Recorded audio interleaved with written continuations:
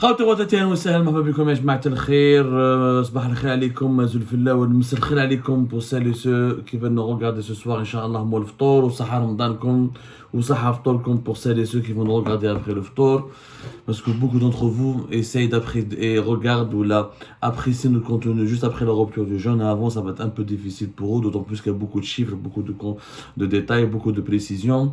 Justement nous allons parler de chiffres, nous allons parler des chiffres et qui révèlent la véritable facette des dirigeants algériens, qui révèlent leurs véritables intentions par rapport à notre pays et qui révèlent leur degré d'inconscience et d'irresponsabilité. Pour moi, ce sont des irresponsables. On va faire le bilan de l'actuel pouvoir. Les élections présidentielles arrivent, anticipées cette fois-ci le 7 septembre prochain. D'ici là, on va faire le bilan de l'actuel premier mandat d'Abdelmajid Tebboune, cette année 2024. Est-ce que vous savez que l'Algérie va mettre en service 9 prisons, 9 prisons, pour un budget de 4 milliards de dinars. 4 milliards et quelques, c'est une trentaine de millions de dollars, pour l'équivalent d'une trentaine de millions de dollars. Ça, c'est une mise en service de 9 nouvelles prisons qui ont été construites, dont le programme a commencé, ils ont commencé à les construire. Certaines datent de l'époque de Bouteflika, la majorité de ces nouvelles prisons datent de l'époque de Tebboune, c'est-à-dire de 2021 à 2024. Ils vont être mis en service. En plus de ces 9 prisons, cette année, le gouvernement algérien va lancer la construction de 4 nouvelles prisons. Alors, nous avons 2 nouvelles prisons de la capacité de 1000 détenus à Bni Abbas, Bchar et Elizi, dans la wilaya d'Elizi. En plus, il y aura 2 autres prisons d'une capacité de 2000 détenus pour chacune de ces 2 nouvelles prisons, à Ouregla et Timimoun. Alors, les 2 premières prisons d'une capacité de 1000 détenus, à Bni Abbas et Elizi, et les 2 autres vont nous coûter en tout 28,36 milliards de dinars. 28,36 milliards de dinars. De la conversion, قدامكم باش ما تقولوش 0,36 milliards de dinars, ça fait plus de 210 millions de dollars. Donc nous allons consacrer encore une fois cette année, après avoir réalisé 9 prisons qui vont être mises en service, qui vont être utilisées, inaugurées cette année 2024, on va encore dépenser plus de 200 millions de dollars pour construire 4 nouvelles prisons, 2 prisons d'une capacité de 1000 détenus, Bni Abbas et Elizi, et 2 autres prisons d'une capacité de 2000 détenus, donc des prisons assez grandes, à Timimoun et Ouregla. 210 millions de dollars. En plus de 30 millions, de l'équivalent de 30 millions et quelques pour assurer le fonctionnement des 9 prisons qui vont entrer en service. Parce qu'une prison, il faut des gardiens, il faut un personnel, les prisonniers, il faut les nourrir, il faut, etc. Il y a des frais. La prison, c'est des frais de fonctionnement. C'est beaucoup de frais. Donc, en totalité, cette année, 2024, nous allons dépenser plus de 240, entre l'équivalent de 240 à 250 millions de dollars pour les prisons. Est-ce que l'Algérie manque de prisons? Nous avons, d'après les chiffres officiels, plus de 162 prisons. Minimum 147 prisons au milieu fermé, 12 prisons pour l'établissement au milieu ouvert et 3 prisons pour les mineurs. Nous avons en tout 162 prisons.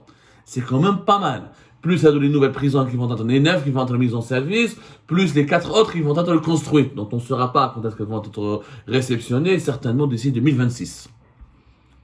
Qui joue les dépenses 250 millions de dollars pour les prisons. Alors le nombre de prisonniers en Algérie est classé secret défense. Nous avons tout fait pour essayer d'avoir. Les chiffres officiels datent d'avant 2019, une 65 000 pratiquement de prisonniers. Il a été battu. On a battu tous les records. Depuis 2023, on a dépassé les 90 000 prisonniers. Ça nous a été confirmé par plusieurs sources.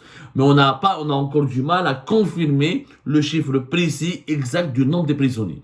Mais en tout cas, nous avons une grande population carcérale au rythme des emprisonnements réguliers décidés par la justice algérienne dans le cadre notamment des affaires politiques en Algérie, la prison d'abord, la vérité ensuite. C'est-à-dire, dès qu'il y a une affaire, il n'y a pas de, donc, avant qu'il y ait une enquête, avant qu'il y ait une instruction, dès qu'il y a une suspicion, dès qu'il y a un doute, on met quelqu'un en prison. Armé le Habs. Directement, et nous avons des prisons bondées, remplies à ras bord, qui sont prêtes à des prisons qui vont craquer avec des salles de détenus d'une soixantaine, 80, voire 100, alors qu'elles ne peuvent abriter qu'une quarantaine de détenus. Il y a une surpopulation carcérale, notamment dans les grandes prisons du pays, Barouagia, Harrach, Al-Qali'a, une grande surpopulation carcérale. Parce que les juges algériens utilisent la prison une salle d'attente. En Algérie, c'est une salle d'attente. Quand tu vas chez le juge, déjà, tu dois te préparer potentiellement à aller en prison. Tu vas en prison, même si tu es innocent, il y aura un procès, même si ton innocence elle est prouvée, tu pourrais faire 1 année et demie ou 2 ans en prison, même pas tu pourrais être innocent. Ou avec du sursis, tu as fait 1 année de prison ferme, ou le reste avec du sursis, alors que même tu es innocent. C'est pour vous dire qu'il y a une politique d'emprisonnement et de remplissage extrêmement grave des prisons en Algérie. La prison, les juges algériens, nous avons plus de 600 et quelques, presque 700 juges, ils considèrent plus ils mettent les gens en prison, plus le ministère de la Justice les récompense, leur donne des promotions, leur offre des avantages et les considère comme des bons juges, des bons serviteurs du pays. Le critère est d'emprisonner le plus grand nombre de personnes. Alors que normalement la justice, elle cherche la vérité, il y a la présomption d'innocence. Normalement dans les pays civilisés, on emprisonne les gens que lorsqu'il y a des actes très graves, prouvés, et lorsqu'il y a des menaces extrêmement graves contre la société. En Algérie, la prévention c'est l'emprisonnement. C'est pas la justice considère l'emprisonnement comme étant un outil de prévention. Alors que, normalement, ce n'est pas cela. Il y a le contrôle judiciaire, il y a le sursis, il y a le bracelet électronique. Tout ça, on ne l'utilise pas en Algérie, même s'il y a un projet qui date depuis l'époque de Tayyip Blor, depuis l'époque de 2016-2017 pour généraliser le bracelet électronique. Là, ils sont en train de revoir le code pénal pour criminaliser encore d'autres actes qui pourraient être jugés sans mériter une peine de prison, mais ils ont promis d'utiliser le bracelet électronique. Problème le fonctionnement dans la justice, etc. On en parlera plus tard. Donc regardez presque 200, plus de 240 millions de dollars pour des prisons en Algérie. Je vous la santé, je vous la différence, je vous le régime algérien. Par contre, pour la santé, le régime algérien cette année va construire que 5 hôpitaux. En 2024, va lancer la construction que de 5 hôpitaux. Les 5 hôpitaux de 60 lits et 11 polycliniques. 11 polycliniques et 5 hôpitaux qui seront essentiellement basés à Djelfa. Chahal Iskamouna de nouveaux hôpitaux avec les polycliniques, 19,9 milliards de dinars. 19,9 milliards de dinars. Même pas 150 millions de dollars. Donc 240 millions, presque 250 millions, entre 240 à 250 millions de dollars pour des prisons, et même pas, et à peine 150 millions de dollars pour les hôpitaux. Est-ce que nous avons besoin plus de prisons ou d'hôpitaux? Le régime algérien s'est engagé à construire des petits hôpitaux, EHS, des établissements hospitaliers spécialisés. C'est des hôpitaux spécialisés, donc certains, c'est pas des vrais hôpitaux. C'est-à-dire, ils peuvent pas accueillir les urgences, etc.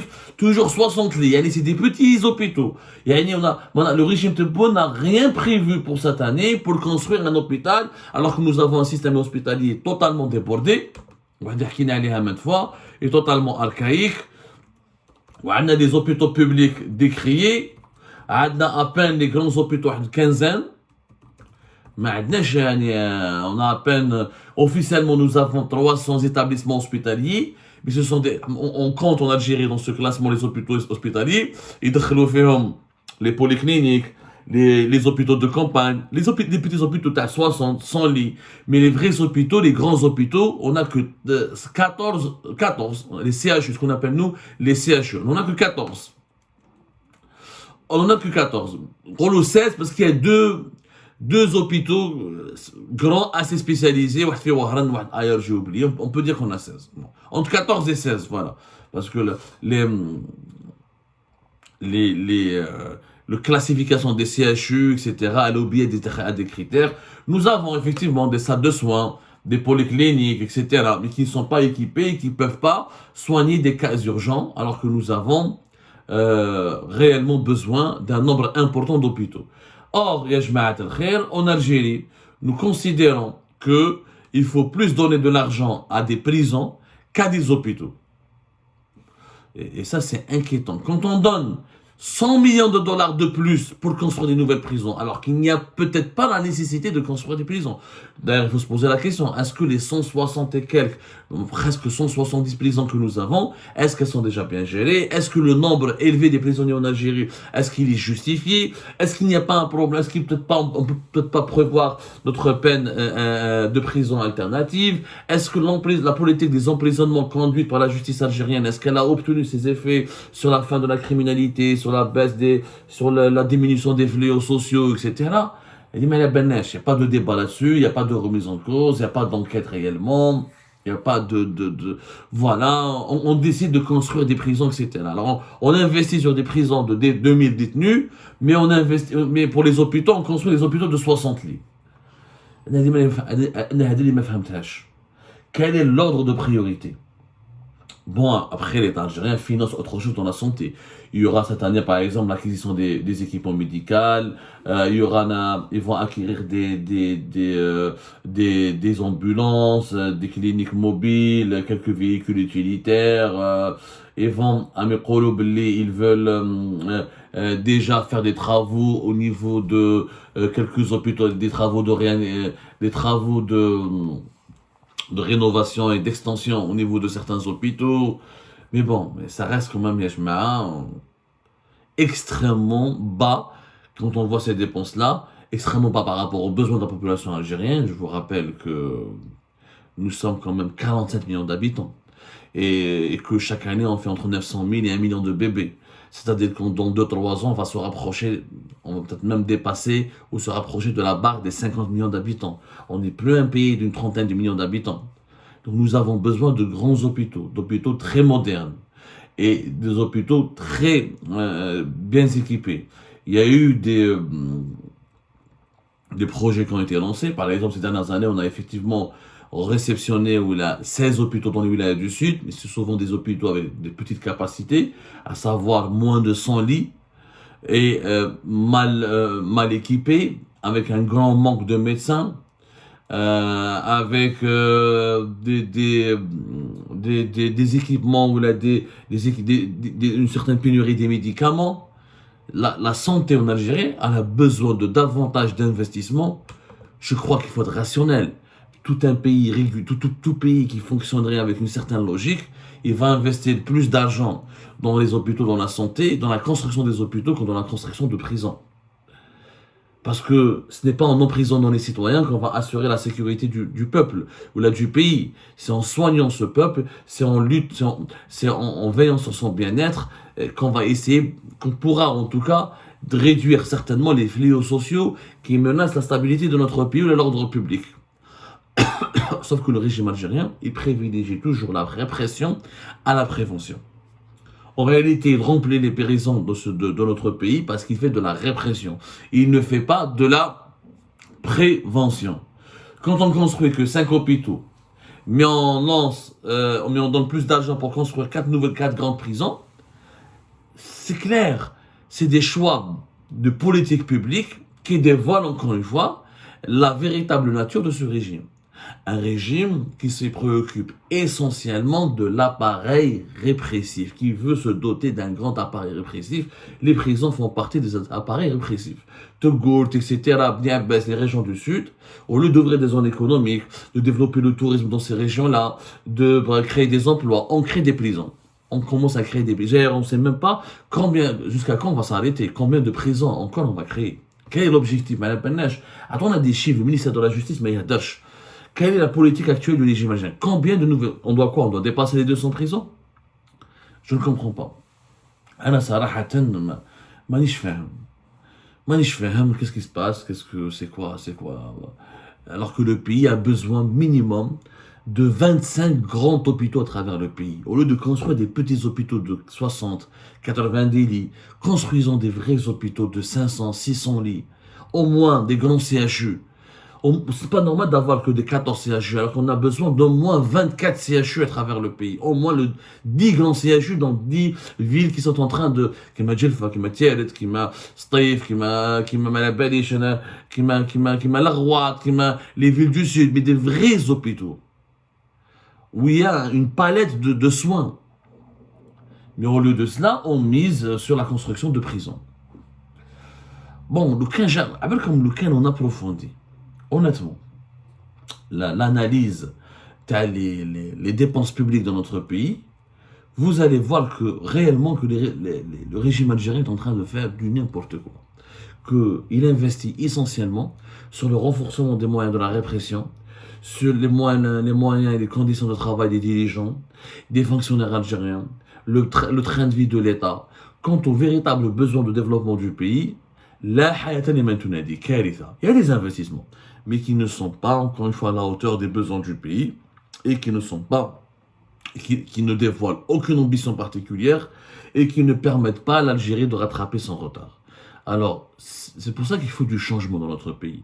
Parce que nous avons besoin de dirigeants qui construisent davantage d'écoles, d'hôpitaux que de prisons. Surtout les hôpitaux. Bon, mais les écoles, on en construit. Je vais pas mentir. On construit des écoles. Après, c'est la qualité du système éducatif, ça c'est autre chose. On en parlera plus tard. Mais nous avons besoin de dirigeants qui accordent davantage de la priorité à la construction d'hôpitaux qu'à la construction de prisons. Nous avons besoin de dirigeants qui ont besoin d'éduquer les citoyens, qui pensent à comment éduquer, comment à former des citoyens de qualité, des citoyens éduqués, des citoyens patriotes, des citoyens respectueux de l'ordre public, au lieu de penser d'abord et avant tout à comment réprimer, emprisonner le plus grand nombre de citoyens. Le jour où nous aurons des dirigeants de cette catégorie, ou là de cette trempe, ou là de cette qualité, ce jour-là, je pense, on pourra enfin amorcer un véritable processus de développement.